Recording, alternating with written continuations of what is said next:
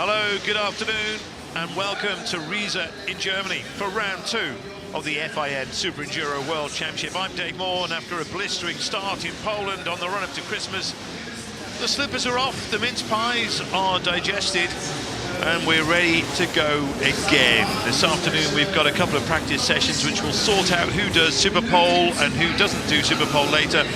And alongside me, once again, in the commentary booth, is Paul Bolton. Good afternoon, Paul. Calm down after the first round? Yeah, absolutely. It was a nice break, and yeah, hope everybody else has had a really good time at home and with the families and doing stuff. But yeah, we're here in Riesa. Absolutely phenomenal track. Lots of different lines. Some pinch points maybe off the start. It's a very fast section into the first log section. But yeah, the track looks really good.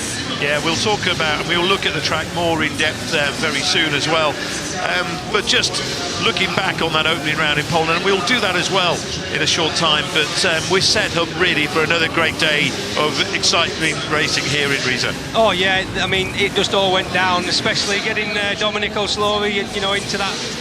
In the second race, he got the win, and yeah, it put the pressure on Billy, and yeah, but Billy did look very strong this morning in practice here.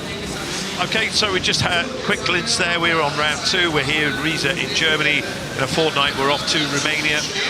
Then we're back in Poland, in which then we're in Hungary, Budapest, Newcastle, UK, and Levan in France will round off the season. It's so loud in here, Paul. It's hard to hear ourselves speak as well, And once the crowd gets roaring as well, it's going to be an awesome atmosphere in this arena. Yeah, it's always been a great one to come to as Reza, and yeah, one of my favourite events to come and race. They always put on an amazing track. They're always very creative with the way they put the track together as well. Dirt's always good and solid, and there's always lots of lines. I'll tell you what, Paul, what we'll do is we'll have a good look at the track. This is, again, takes a while.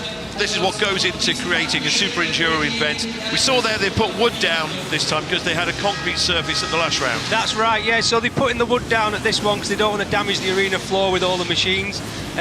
Obviously they wasn't as bothered in Poland maybe, but yeah, it helps for a quicker clean-up also afterwards. But look how much dirt goes in, Dave. You've seen it over the years.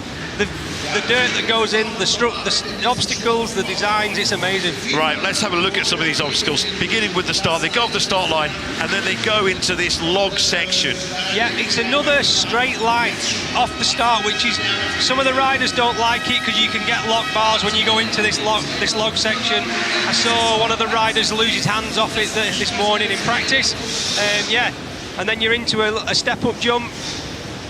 Yeah, so that's the first into the logs. Then there's this double jump again, log features, but it's a double. Everyone should be doing that really. A bit of tiredness maybe, they might just ride it towards the end. Yeah, there's been a bit of talk about off the dirt that you can see there, right over the middle bit where Tim's just landing there, and landing actually in the sand. But sometimes there's quite a bit of talk. We'll see if it's actually going to be done this evening.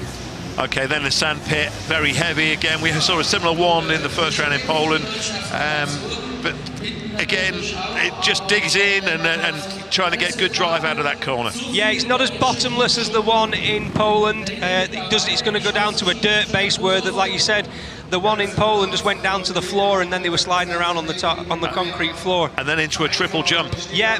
Most people are doing that now today. I mean, if there's yellow flags out, which we've seen this morning, they can't jump anything, and yeah, they're going to be flying over that and getting some nice style. Yeah, it does look very much like a one-line track, though. Yeah, a little bit in places, but once them elbows come up and the racing comes together, then they find the ways, they find the little bits that are going to snag people up and open up some positions to get through. The bridge has provided plenty of drama over the years, and I'm sure this one won't be any different. No, it's a lot simpler than it has been before, that's for sure. But this corner after it, I think, is also really nice. It's got a nice outside line to land in it and get it into the next sections. But I don't think we're going to see too many issues with the bridge this time. Yep, so then out of the bridge, and then another nice long section, more logs, and Reza 10, celebrating 10 years of racing. Yeah, they've made Reza out of the matrix, which is really nice. But you can see some of the logs are on an angle which a lot of the riders like to hit them square on to really get the speed through the matrix. So we might see some mistakes getting through that matrix this year. Nice triple to finish though. And then into this little rock garden. Not as big as we had in Poland, but still tricky nonetheless. Definitely, yeah, it's definitely a trickier section, but there's quite a lot of lines, and what I like about it is the log on the middle. You can actually jump in, so we're just coming up to it. After this triple, you can see the log in the middle, you can ride that, and that'll clear the front wheel almost pretty much over the rock garden on the way in. Yeah, and then you've got the turn. Just looking back there, just someone coming to grief at the end of the matches, but yeah, coming into this rock garden. Yeah, and then there's a few lines on the way in, a few lines on the way out, which is what you need for a rock section like that. Does it help, that little patch in the middle? Absolutely, yeah. That's always what you aim for, because that's like your safety point. When you've got a bit squirrely going onto it, you just let everything go a little bit, and then you know when you hit that dirt, you're going to get the control again. Rhythm method to be applied for the rhythm section. Yeah, absolutely. And what I've seen is I think they're gonna jump a little bit through the middle most of the time, but we'll see how the logs expose themselves. They might get a bit too peaky for the back wheel, and you might get a few too many kicks on that. And the dirt slippery, or what's the feedback are you getting? Really, really grippy. It's hard as well, so it's not going to dig out too much, but where it's ramped up against some sections, it could just peel away and dig in a little bit. But the interesting section for me is just behind the bridge, and that's the finish line. It's weird. Which we can just odd, see isn't it? here now. Yeah, it's not conventional. I'd have thought maybe it would have been nice to have them to come round towards the logs and finish there, maybe. Yeah, but yeah, there it is. What I like about it is the rhythm line before it. It's a do or die situation for like the last lap, do or die situation, and also leading up to the logs after the start. You can get some inside-outside line action there, hopefully getting a good drag race going. So thanks, Paul. That's good insight. This is a lap with Tim Apollo. Over these logs, jumping off onto this double, landing straight into logs again, jumping into the sand, deep right corner over some big tires. Going over this triple, that's a big one, into this flowy log section, jumping up, going over the bridge, crossing over the track, going down these logs, turning left, over this tabletop, going into the Riesa matrix, over the R, E, I, over the S and the A, some more logs, going straight into the rock section, quite tricky left corner, with some more rocks coming.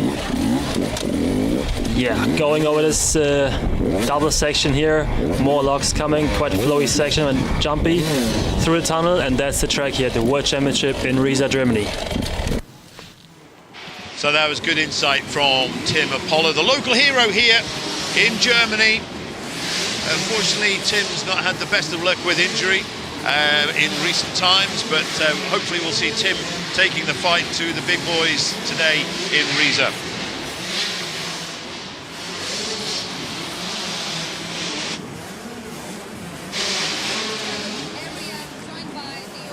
So the local organizer here in Riesa, Germany, Mr. Daniel Auerswald. I'm sorry, my pronunciation in German isn't that good. First of all, I need to ask you, because we are just a few hours before the start of the competition. I know that for organizers is always a very busy time. Thank you so much for finding the time for us. How do you feel just a few hours before the start? Yeah, it's kind of relieving. All the work is off the shoulders. Everybody knows what to do. So that's the biggest goal in the beginning, to get everything running. My phone is switched off, no radio, so I'm now walked around with the kids in the paddock. I try to enjoy.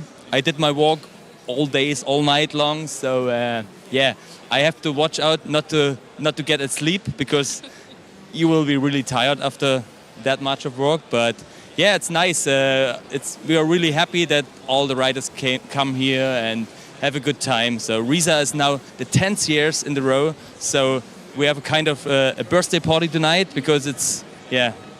Exactly. What does it mean to you? 2025 marks 10 years anniversary of SuperEnduro here in Riesa. That must mean a lot to you as the organizer. But can you tell us a little bit about it? How much has the event evolved throughout this decade?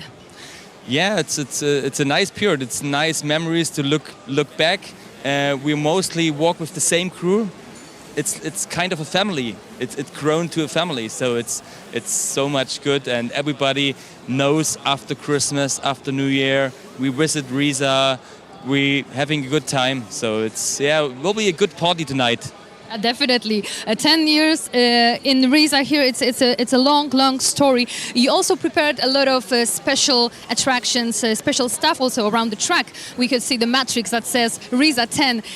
What else can we expect from tonight in terms of attraction, in terms of some additional activities for the fans as well? Of course.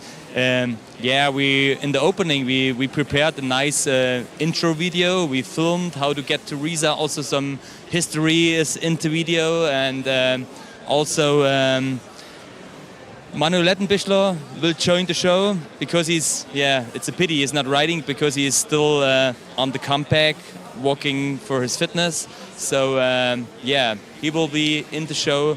And it will be good. I want to tell too much because it's kind of surprise. So watch the live and then you see what's going on. Is there anything in particular you're looking forward to about this battle tonight?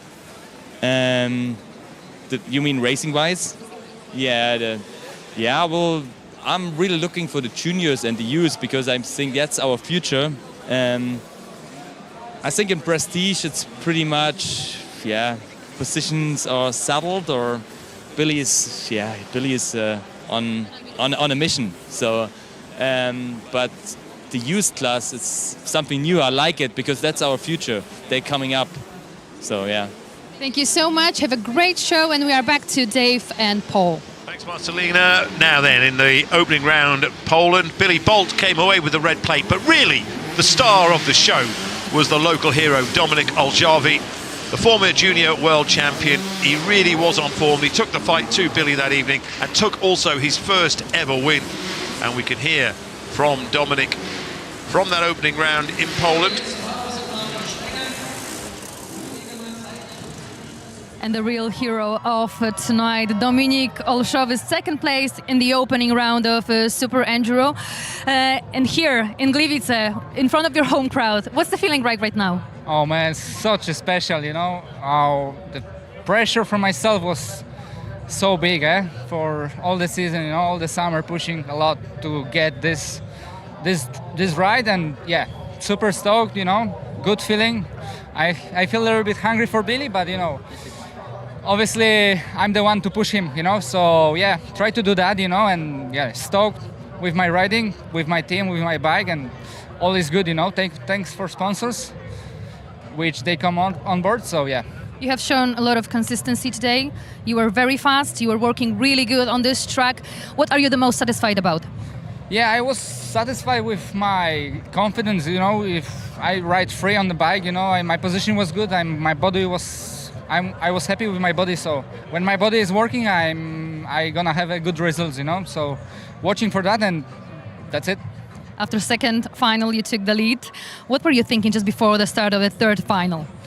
Just get to my tunnel, and get to my zone and doing my thing, This is what I learned through the years, so focusing on that and then hitting my marks really. It was a pleasure watching you today. Good luck, and thank you once again. Congratulations. Thank you so much.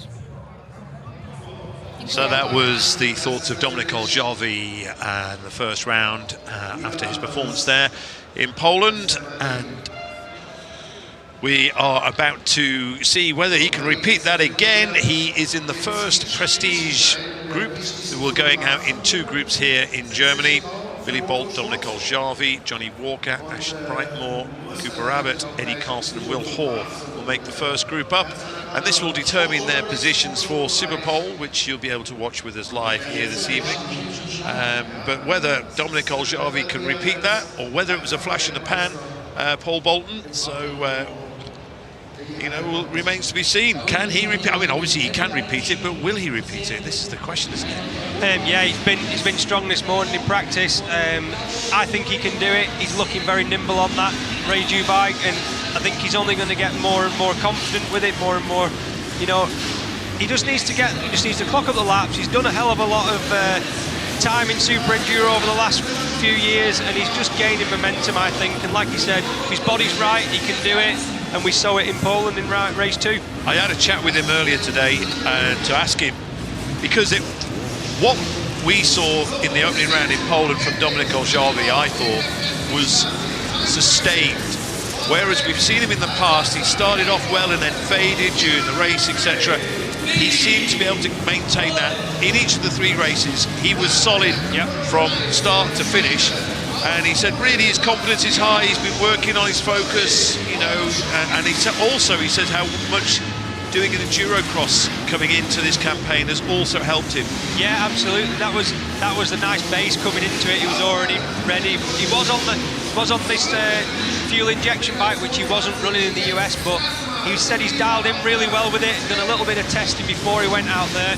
So yeah, he's looking solid, he's looking comfortable, and yeah, he's looking like a danger man. And looking like a Billy Bolt maybe, because it'd take a lot to do that, of course, but we've got Billy on our screen at the moment, and not many changes from what I understand from the setup in terms of what they had. He's just put in a 41-second lap. But Billy, and there's Johnny Walker out on the Triumph as well, and Johnny disappointed really, I suppose, with the overall picture in Poland. However, as Ash Brightmore does a 43.5, Eddie Carlson with a 42.3, and we'll talk about Eddie soon as well. But Dominik Olszowy with a 45.4. Yeah, Will Carlson Hall on a 42, look. Yeah, Eddie Carlson, who again, I had a chat with Eddie as well, and Eddie, we spoke about what he did, what he achieved on that electric bike in Poland, but what he told me was he didn't push it. He didn't push it, and he said he will be this time. That was his base for the season ahead. He wasn't prepared to push it, but this one he is pushing it. Because also as well, he's still, even though he's been 6 months on this Stark Future machine, he's still getting his head, still having to dial his head in with no use of a clutch, etc. And also with the weight issues that they have to adjust to, they have to with this bike. And there he is on bike 42. That's exactly what I was going to say. I think it's more the coming into that first round, they didn't know how the weight was going to affect them. It was obviously, you know, they planned for it, but not as well as they'd liked, not with time, everything else. And yeah, I think the weight thing was the biggest thing on the riders' minds, and yeah, that's why we saw Tani maybe not gelling like he would do normally as well. But Eddie's got some. He said he's got some big plans on this track. He's got some big sends that he might want to do. Let's see if he executes. Well, that's as I say. He said he is going to attack it this time around. I don't think we will see it so much in this practice session, but we might do in Superpole, and we certainly will do in the races. There is Eddie on our screen at the moment. He spent pretty much, he's living in Spain at the moment, the Swede. Took a little bit of time off over Christmas, not much, but again, and because he's so committed with Stark Future, he's not even gone on a petrol-powered bike, because he said even just a quick ride will mess his mind up. Yeah, there's no point uncalibrating yourself, is there? Exactly. You know, and he said that's what he's done, Eddie. Will Hall. Yeah, Will's getting more and more comfortable with this TTR team. He did this last year, Will, when he changed to the Ryu bike. And again, but what I like about Will is he builds. Yeah, he builds, goes on like this. And I had a chat with Will, and he was fairly happy with the way things went in Poland, even though he wasn't really in the picture. But he's giving himself something to build on as well. Exactly. 300 two-stroke Husqvarna, looking forward to it. Yeah, no, he's in a good place, Will. He's liking the team. They're really, really helpful. They present our bikes so well. From stuff I've seen, even with the hard enduros, they're always around. They're always producing nice bikes. And they're interested in the sport from all angles as well. They really are into it. I want to talk to you about Cooper Abbott, because we just saw Cooper Abbott there on bike 120 on the Sherco, and pretty much totally privateer, coming over, commuting from the US, because he's not only has he got Super Enduro, he's got other race commitments in the United States. He'll be staying in Europe for the Poland-Hungary double-header at the end of the month, but he's going to come back. But also as well, he's on the new 25 Sherco. That's right. For this season, whereas he's just completed the 24 season. And from what he's been telling me, it's a pretty much a completely different bike, the 25 to the 24. So he's also having to deal with that. Yeah, he came into pole, and that's the first time he'd ridden the fuel injection Sherco, and he said he was a bit stabbing in the dark a little bit, and but he went for it, and it worked well for him. It was and great. It was actually a real solid result from Cooper, wasn't it? It was brilliant. It surprised me because we'd seen Cooper not really lifting up any trees 2 years ago when he first rode in SuperEnduro. But certainly it was great to see him going so well, and he's a great bloke as well. Absolutely. I think, you know. Yeah, and also it's just same as Dominik. He's come off that strong American season. He's already tuned in. He just had to make that bike adjustment and change, and he's already confident coming into it. Great support from his family back in the US as well. Real good family unit. Yeah, and it's still Billy Bolt, as you can see, with the fastest time, that 40.0. Of course, we've got a second prestige group to come, and the top 7 times from these 2 sessions will make up the top 7 for Superpole later on today. Hey, Dave, Ashton Brightman has just gone second fastest in this group. Yeah, and Billy's just done a 38.7. 38.7. Which bit did he miss out then? I don't know. Well, you probably heard the cheer back home from the arena. It's a sellout this evening. All those seats will be taken. Johnny Walker's just going on a flyer, but he just stalled it up a bit in the sand turn. But it's amazing. Bolt 38.7. Everyone else 41s. Olszowy, surprisingly, with a 42.6, and we've got him at the moment. Can he improve on that? This is looking a little bit rapid from the pole. Yeah, he's on a hot lap right now. Cooper Rabbit, despite everything we were just saying about Cooper, just still on the 44s. He needs to improve. And when you've got the likes of Mitch Brightmore and a rejuvenated Tadej Buzuzak, that's Dominik just coming to a momentary halt. But as it stands, Dominik Olszowy and Cooper Rabbit, unless they improve their times, Paul, they may not make the cut for Superpole. No. Wow, Flip, look at all them 41s, I can't believe it. Yeah, 41.0 for Walker, 41.0 for Brightmore. So just 0.7 of a second, covering 2nd to 5th place. Just off screen, Johnny's going on another hot lap because he stalled it up in that sand turn, so I think he stopped at that moment for a good time. I was trying to wonder where Billy... I wish I'd seen that full lap to see where he's going. Billy might be going on another one. No, he's just play riding.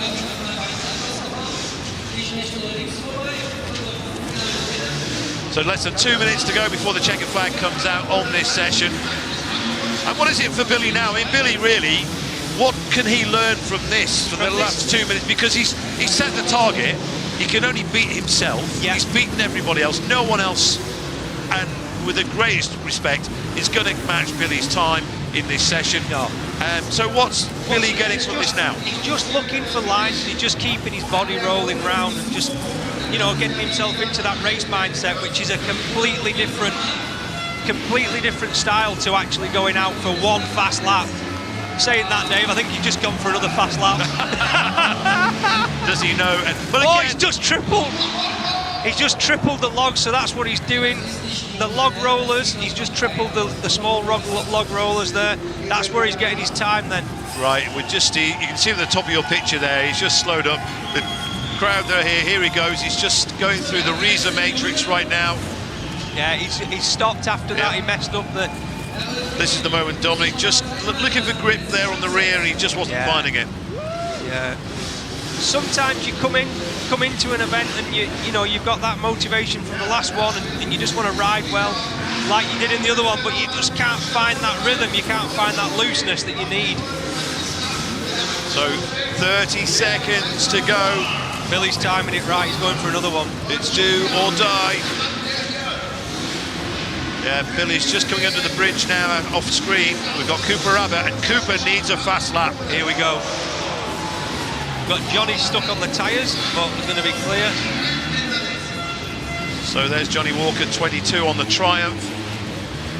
Just coming up over the bridge now. There's Ash Brightmore, just waiting. So that's the end of the session. So anyone is on a flyer.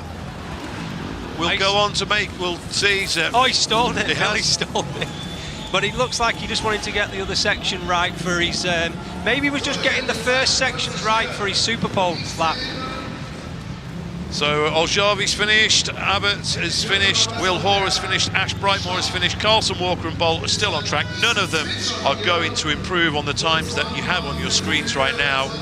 So you say Bolt, Brightmore, Walker, Carlson and Hoare certainly would be expected. You don't know whether someone might, as Bolt goes through to finish, whether someone might split Carlson and Hoare perhaps, but in this next tight one, we have Mitch Brightmore is going to go out. So too, we've got Tadej Blazuzyak, and those are the two that you would expect that would maybe get inside that top 7.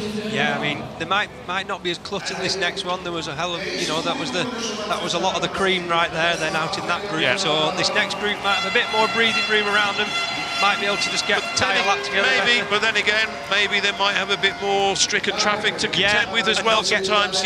Not get dragged along. Yeah, and also you can also get a tow as well. Yeah. You know, in that first one. Just looking back at some of those moments now from that session, which again, Billy Bolt was the boy. Yeah, yeah. That sand turn. I've not seen anyone hit a sand turn like that. He literally had the thing on its side. So Billy Bolt, the only rider inside 40 seconds. And again, that bodes for tonight. Abbott just going down there, finding a bit of a floor sample. Yeah, it's just pity for Cooper Abbott, just 44 seconds. I mean, you're talking 5 seconds off Billy Bolt there, but, you know, after what we saw from Cooper, maybe we'd be, I don't know, might be a bit expecting a little bit more from the American. Here he is on the screen at the moment. It's always a very different racecraft from trying to get a hot lap down to, you know, just going into them races as well. That was that middle line I was talking about into that rock garden. Nice feature, that.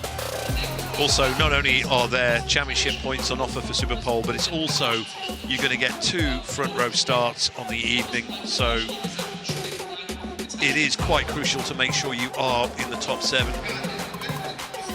Yeah, well, you've got a chance to win some points as well, haven't you, as well? Exactly, 3 points for first, 2 for second, and 1 for third. But also, as I say, that getting away. It might work well for Dominik Olszowy. I mean, it depends. Olszowy could still make the Super Pole cut. I suppose it's down to Tadej Blazuzyak as we get confirmation of that practice session with a 38.7 for Billy Bolt. So that's 2.3 seconds ahead. And again, Ash Brightmore, who we don't talk enough about. Really, we don't talk enough about. He frightens me, that boy, because he's so young. He could still be riding in the juniors. Well, he could, but he's moved up. And look, there he is. He's ahead of Johnny Walker. Yeah. And also, you can say, well, Johnny's new on the Triumph. Ash Brightmore's new on the Gas, yeah. you know, the new team. So yeah, it's a little bit of a, you know, it's a better progression still from the Husky who was onto the Gas, but yeah, it's a new team. Yeah. They've had to make the right decisions as well with the family, Mitch and Ash. So, and it's looking like it's going to start working for them even more. What I love about Ashton, there is a confidence in him and his riding that, you know, excites me. Yeah. Am I right? Yeah, Have you seen that as well, or is it just me? Yeah, absolutely. He copies and pastes a lot of riders as well. He can watch someone do something. We've seen it in the past last year where he was the only one to do certain things as was other pro riders. And yeah, he can watch someone do something and he can mimic it and do it himself. Yeah. And that's a skill in itself. He's brilliant. So his brother Mitch goes in this. Harry Edmondson, who's Johnny Walker's teammate at Triumph, he's in this. Diogo Vieira, who was disappointing. He was disappointing. He really. was disappointed, but he said before the race he was coming to do what he could because he hadn't had enough time leading up to Poland. Exactly. He'd been involved in stuff at Portugal, back home. You know, Tim Apollo again. I still haven't managed to speak with Tim. Yeah, smashing guy. Hopefully, we'll see the real Tim Apollo. Another former junior world champion as well. There's Toby Martin, who put in some solid rides in Poland as well. And he's been putting the time in at home as well, Dave. He's been doing what he needs to do. He's been listening to a lot of people. He's been getting the right advice. He was a bit wild today out there, and earlier on today. But yeah, he's good. he's only going to build. You know, he has beaten Tony Bow in trials. Oh, well. And not many people can say that, let me tell you. Exactly. Alexander Gokowski as well, representing Poland, and Tadej Berzuziak, who I spoke with Tadej, and Tadej, the old pro that he is, I kind of trying to find out exactly what happened in Poland, because he comes into this round bottom of the points table, and he is the greatest Super Enduro rider of all time, 6 world titles, you know, and he just said the issues have gone. The issues they had in Poland, and I said bike issues, your fitness issues, and he said the issues have gone. That's a good, very diplomatic response, wasn't it? There's an old That's pro. a professional, isn't it? Yeah. So it'd be nice to see Tadej. You know, I've seen him win so many races here in Riesa over the years, and I've been in some of them races. And yeah, he's absolute pro. He can turn things around. He can turn things up when he really wants to get his head into it. He's there. So yeah. Let's see how he gets on in this. As we said as well in Poland, what didn't kind of help Tadej's cause in a way was the performance of his teammate Eddie Carlson, because Eddie was so good. So Tadej could have said, oh, well, you know, it's electric, blah, blah, but the fact that Eddie did it and Tadej really did, you know, that kind of did put the pressure on. Yeah, but Tadej's been a professional at the highest level for so many years. Eddie's going into this now, and he's got to make it work. Where Tadej's, you know, at the end of his career, he needs to look after himself as well, and he needs to make the right decisions at the end of his career. So yeah, I'm looking forward to seeing how he gets on this evening and turns it around, Dave, like you said. Yeah, we've still got a little bit of a delay here. I'm not sure exactly what the issue is, Paul, but maybe a little bit of maintenance is going to take place on the track. I'm not looking to see if there's some riders out there, but there's a couple of people running around with tools. Oh, it's in the logs. The log section. One of the logs picked up, has it? Yeah, we've got. This is the reason for the delay, folks. So you might the camera might pick it up in a moment, but just off the start line, bang in the middle of the logs. There's a little bit of that's it. There's a little bit of maintenance taking place at the moment. I think when the riders come onto them, they've been bouncing, and it depends which side they go on, and they might be picking one up, and they don't want it off the start of a race for one side to be picked up and then them go down, because like I said, it's quite fast coming into it. You're going to hit a log onto these loose ones, and then it's like if one guy goes a little bit out of line, then literally you're into the next guys, and you're all going to go down.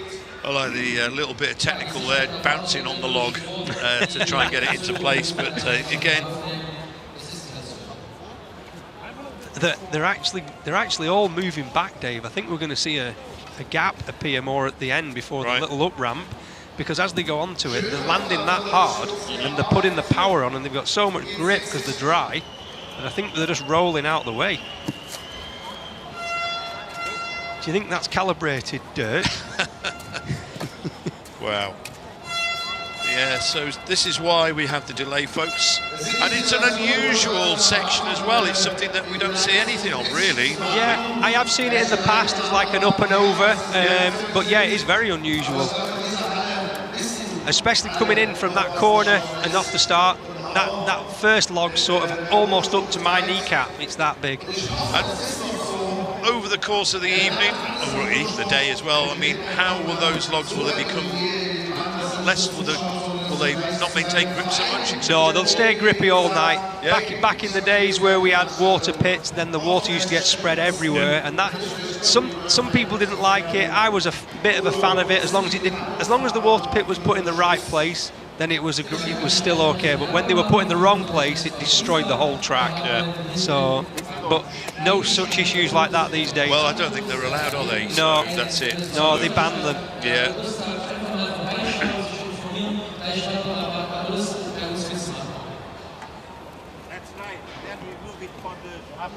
It's amazing how motorbikes will move things when they're hitting with such intensity. I think we could be on for something now, Paul. Yep. Because our representatives from the FIM are making their way down towards the start, but still I can't see any bikes down there for the moment. A green flag has just been picked up, so there we go, that's a good sign. So this 10-minute session is about to get underway. There we go. We're just keeping an eye on those logs, none of them are moving.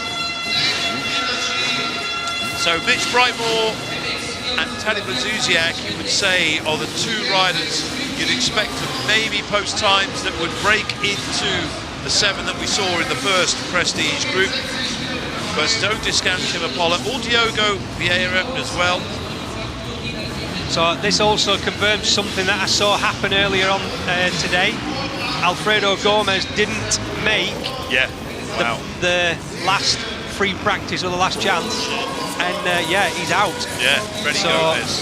Yeah, which is, he was so disappointed. Yeah, you'd have to say maybe after Johnny Walker, Freddie's probably the best Super Enduro rider never to win the World Championship. Yeah, I'd agree with that 100%. Yeah. So it's a big shame, a big shock for Freddie. Freddie that we've not seen so much of in Super Enduro in recent times. He was with the Ryu machine a year or two ago. Yeah, it's a shame, and I hope we don't lose Freddie. I hope Freddie can keep going on. You know, we'll see. Yeah, he's got a good setup with the juniors and the youth now. He's putting quite a bit of time into developing his own team. Oh, that was lovely. There was from Mitch, wasn't it? Yeah. Really hanging his backside over the back mudguard and just steering that bike through the back end.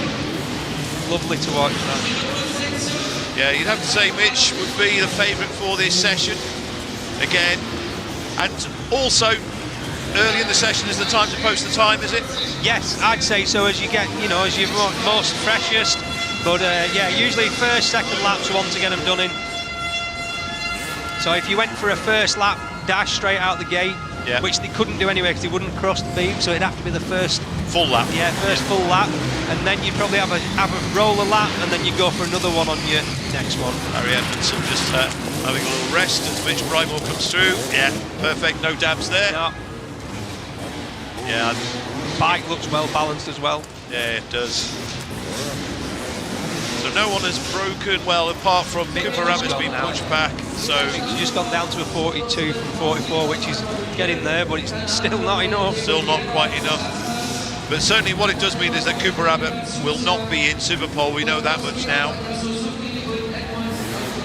But Mitch Brightmore with the fastest. Toby Martin with the 42.9. That's a good line. That's a good time.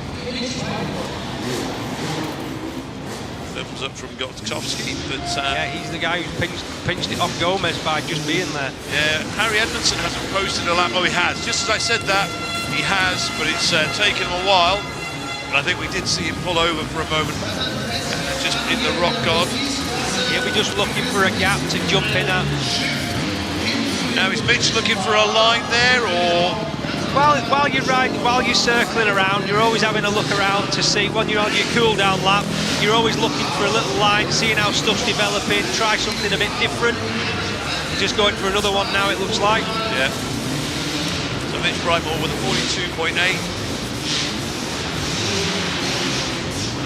So far. Be interested to see how many times he can get around without. There's a little dab there. To get out of the sand, get that drive out of the corner. There's Tadej Blazusiak just struggling his way. Again, is perhaps that's the weight issue with that bike. Just seeing, I mean, Tadej in the past we'd have seen him just fly through the rock section, but just kind of paddling his way through. Tadej. Yeah, he just pulled off the track at your road down the middle. I don't know what the. Oh, he's back on the circuit again. Yeah. Is he going? Is he coming? He's going for another lap. He's going again. So right, okay. Just got Mitch finishing his lap there, so we should see that time. Hope if he's gone faster, we'll see it change. 42.5 for Mitch Brightmore. Toby Martin still that 42.9. Yeah, Mitch Brightmore was on a 42.8. He's gone up to 42.5. Okay. Tadej Blazusiak's 46.8, but Tadej just coming down over the bridge now into the Riesa matrix.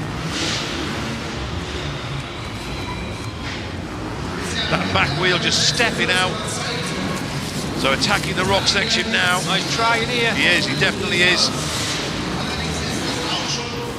Yeah, I think he's going to improve on 46.8, but will it be enough to push him into Superpole? 45.9, not much. Not much. I don't know where they're getting this extra time from. I think it's just generally just getting off that obstacle and then putting it on a bit harder than everybody else. Just squeezing it on a bit more here, just all over the track consistently. Well, there's Harry Edmondson. on a 46.1. Very famous name, of course, in enduro. Zizek just winding himself up for another attack. Toby Martin could force his way into Superpole if he could just find a few more tenths of a second. Yeah, you know. If he just couldn't get it on, that'd be so good to see him. That's something I said to Toby in the first round. I said, if you can aim to get in a Superpole by the end of the season campaign, then that'll be an amazing goal. Well, at the moment, he's 9th fastest, sorry. No, 8th, yeah, he's 8th, that 42.9. Just about to start another one now. Toby Martin on bike 212. Oh, now then, they're coming together between Taddy Bazoo. Oh, Taddy and their local hero, Tim Apollo. Oh, and it's carrying on. Now then. It's amazing, isn't it, Paul? Because you will see, I mean, off track, they are best buddies. Oh! So what happened there? I mean, there's quite a lot of history with Tim. Like, I think Tim's an ace rider. I've always got along with him well. But he has caused a few problems for some riders. And maybe there's a bit of there's no love lost anyway, let's say. Yeah, on the track. It can be a little bit different off track, though. I think it's because if you need help, you know, a tool or whatever, blah, blah, blah, you can hear the boos of the crowd. Did Toby Martin go faster? No, didn't change anything, did it? No, just a tenth of a second, that's all. He's gone from a 42.9 to a 42.8. Diego Vieira's on a faster lap now, and he's just doubled one of the sections before the bridge, which is definitely where there's a lot of time to be made. The thing is, though, we are now on screen looking at an angry Taddy Blazusiak. So, yeah, there you go. That might just be to get himself pushed up. Oh! Touched his front wheel again. Oh, I love it. The politics, the drama. Oh, Taddy's just pulled over. So Tim Apollo does a 44.6. Vieira's just moved up into third, I think, right? Yeah, 44.5, but again... Not enough. Not enough. I'm surprised, really, that we've not seen an improvement from Mitch Brightmore. Yes. I thought it would be more than 42.5, to be honest. Tim Apollo, he'll be a little bit angry as well. It depends whether he can maintain focus and forget what's just happened between himself and Taddy Blazusiak. Oh, he's just slowed up again. So maybe getting ready to attack now. Just under 2 minutes on the clock remaining. Just a big deep breath, get your breathing correct, get dialed in, get ready to go. Oh! Harry Edmondson then just clipped the log before the bridge, and he just went off the back end of the bike. You just saw the aftermath there. Oh, that was awful. Could have been worse, that as well. So here's Taddy Blazusiak just going past him as well. It just shows, Dave, you know, if you don't... After when you clip the back wheel with these bikes and you don't get it right, well, this is just it. See that? Oh. When you clip that back wheel and your weight's over the front, or you're not in the right place, or the engine's not loaded how it should be, you just become a passenger in a millisecond. Yeah, I love the way you said the bike can go up there, I'm not. Yes. Yeah. Less than a minute to go, folks. Oh, Brightmore does a 41.9. Oh, there you go. So Mitch Brightmore's inside 42 seconds, so he's definitely made the Superpole Cup. Whether Toby Martin can join in remains to be seen. And also Taddy Blazusiak. Taddy's on a flyer now. Yeah, it's his last chance to make Superpole, and he will be stoked if he can do that, but he's got to find... He stopped it. He's got to find 4 seconds from somewhere, and he's not going to. No, he's not going to. He's got to really now just attack this next lap again. He's got... The goggles are off, are they? Yeah. The goggles are off. So that's it from Taddy. So he's won't be making Superpole. He's just not happy, is he? No, he's not. Not a happy bunny. So there we go. Time's up. They've still got whatever they've got left on themselves on the track. but I don't see anyone attacking at the moment, so that seems to be it. Mitch Brightmore makes it. Unless Harry Edmondson's got something. He'll need to go and change his undies, I reckon, after that pass.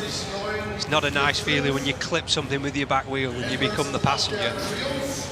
And can it knock your confidence as well? Does it all of a sudden, you suddenly remember that I could hurt myself here, you know? Yeah, it does, and that's where the strongest race minds, you know, really plays dividends to be the strongest mentally as well. And you start, if you do get a bit nervous from stuff like that, then you end up questioning if the bike setup, is it that? And, you know, what I saw, it was just the other guy just slowed down before the bridge, and yeah, Harry had to sort of adapt as he went towards it. Diogo Vieira just bringing the checkered flag in there, and he just doesn't look the rock star anymore now he's had his haircut. Those locks have been shorn, but yeah, maybe it was the power in possibly. the locks. Yeah, maybe. I used to always swear by that. I had one, I shaved my hair off one year, and I was like, and then I've never had as many injuries. So let's have a look at some of the best moments from that session then. Mitch Brightmore was the first away, and he would end up being the fastest in the second group in the prestige class. However, there were one or two incidents, and I'm sure those will come up again very soon. I think the only real surprise there, Paul, maybe again, was Taddy just being off the pace, as he is off the bike here in the rock section. Yeah, he just struggled again, That weight, he's just not into that weight, is he, that's been weighted on these bikes? Yep, and to Change explain his whole that, dynamic. and just to explain that to those who don't know what we're talking about, again, because of the electric bikes, they have to have weight adjustments made to the bikes, so to make them on an even keel with the rest of the other bikes, isn't it? That's what Yeah, and obviously the electric bikes have been testing without all that, and that was the moment with Tim Paul. Oh, wow. Now then, I can understand why Tim wasn't happy with that. Yeah. But then again, was that a mistake, or was that deliberate by Taddy? I don't know. He just clipped his front wheel again then as well. This is it again. This is that moment again. Just clips his front wheel there. Yeah, well, that was just coming through on a hot lap to have a go. Yeah, I don't know. I think Tim weren't moving out of the way, and Taddy wanted to get on, and but the clock ticking, right? So, but get another go. With a practice session, you know, it's just sometimes you're not in a hurry to get up and away anyway. But anyway, folks, thank you so much for your company this afternoon. Don't forget, we go live at 6 o'clock Central European time, right here. Paul Bolton will be with me, and Marcelena as well, and we'll bring you all of the best of the action of every race here in round 2 of the FIN SuperEnduro World Championship at Riesa in Germany. You will not want to miss a second of it. I've never been to a round when nothing has happened. Something always kicks off in SuperEnduro. So if you've not subscribed, make sure you get subscribed, because you will love the best indoor motorsport action on the planet, guaranteed. Thank you so much. We'll see you again later. Bye-bye for now.